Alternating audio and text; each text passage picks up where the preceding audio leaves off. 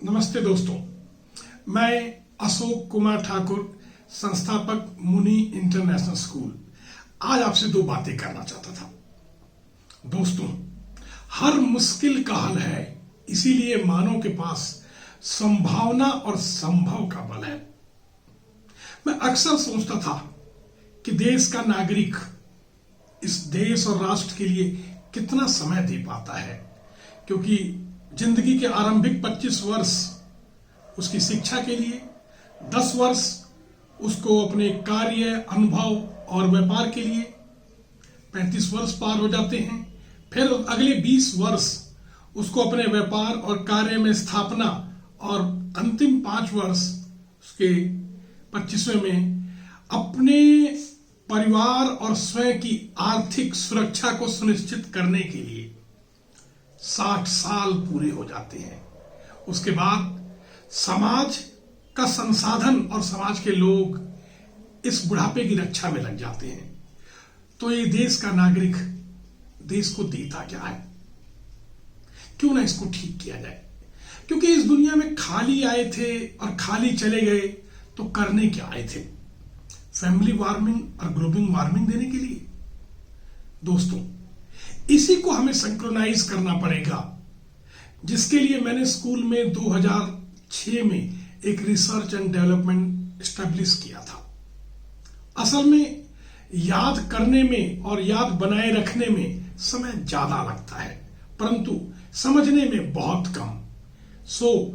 पहले 25 साल का समय जो हमारा शिक्षा का है, इसको सिंक्रोनाइज किया जाए रोजगार के साथ, जो NEP 2020 में किया गया है, तो बहुत जल्दी वो समय 30 साल का समय वो 20 साल में या 18 साल में पूरा होता दिखता है। हमने अपने रिसर्च एंड डेवलपमेंट में यही देखा कि अब दुनिया को जरूरत है डिजिटलाइज करने की। 2016 में हमने स्कूल को डिजिटलाइज किया। 2016 में हमारी रिसर्च एंड डेवलपमेंट डिवीजन ने इस बात को समझा कि अब एक समय आ गया है कि सिस्टम को डिजिटलाइज किया जाए। हमने 2016 में स्कूल में टैबलेट इंट्रोड्यूस किया, मगर टैबलेट इंट्रोड्यूस करने से पहले हमारी रिसर्च एंड डेवलपमेंट टीम ने पूरी मेहनत से पूरी दुनिया के सभी आंकड़ों को स्टडी किया और यह पाया कि माइक्रोसॉफ्ट ने अमेरिका में 15 साल तक टैबलेट स्कूलों में लगा करके कोई अच्छी सफलता नहीं पाई थी। उन कारणों को स्टडी किया, भविष्य की और बातों को स्टडी किया।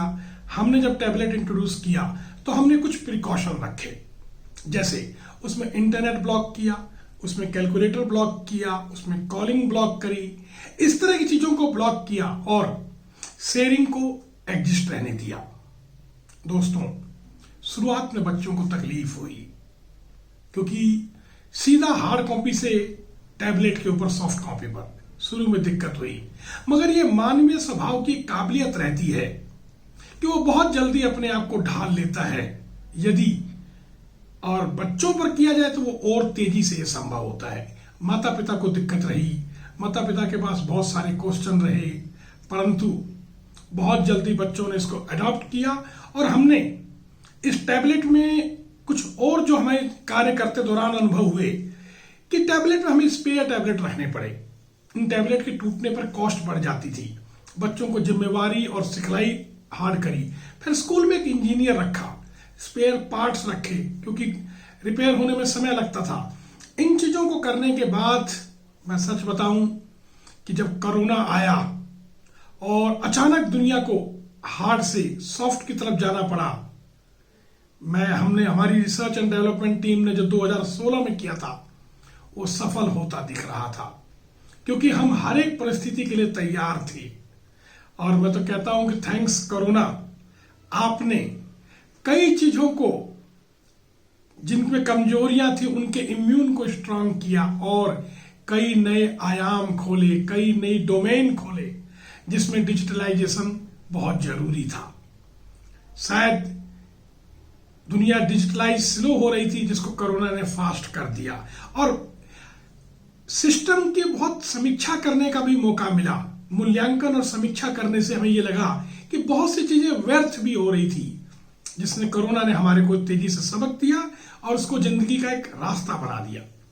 तो अब इस टैबलेट से, क्योंकि पहले बैग भारी था और वो बैग पीठ पे वजन नहीं था, वो दिमाग पर भी वजन था। वो आप सोचिए कि दिमाग और जीवन की कितनी बड़ी पीड़ा थी, उस पीड़ा को भी सॉल्व किया।